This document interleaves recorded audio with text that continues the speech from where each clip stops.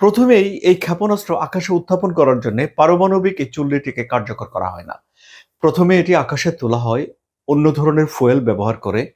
তারপর সেই রিঅ্যাক্টর কাজ করা শুরু করে, বাতাসকে সে গরম করে এবং প্রায় সীমাহীন পাল্লায় এটি চলতে পারে।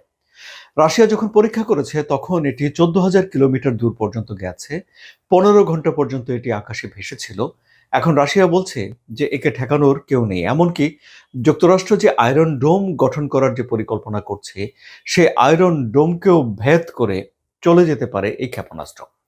আয়রন ডোমের কিছু ফিচার আছে এরকম যে মহাকাশে যে স্যাটেলাইট থাকবে সেই স্যাটেলাইট থেকে ক্ষেপণাস্ত্র ছড়ে উড়ন্ত বস্তুকে ধ্বংস করে দেওয়ার ক্ষমতা সেই আয়রন ডোমের আকাশ প্রতিরক্ষা ব্যবস্থার থাকবে।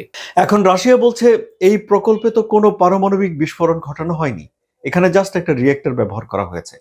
কাজে এর সঙ্গে পারমাণবিক অস্ত্রের ব্যবহার বা পারমাণবিক অস্ত্রের পরীক্ষা করার বিষয়টি এক নয়। পারমাণবিক অস্ত্রের বিষয়টি আরো গুরুতর, সেখানে একটা বিস্ফোরণ ঘটাতে হয়।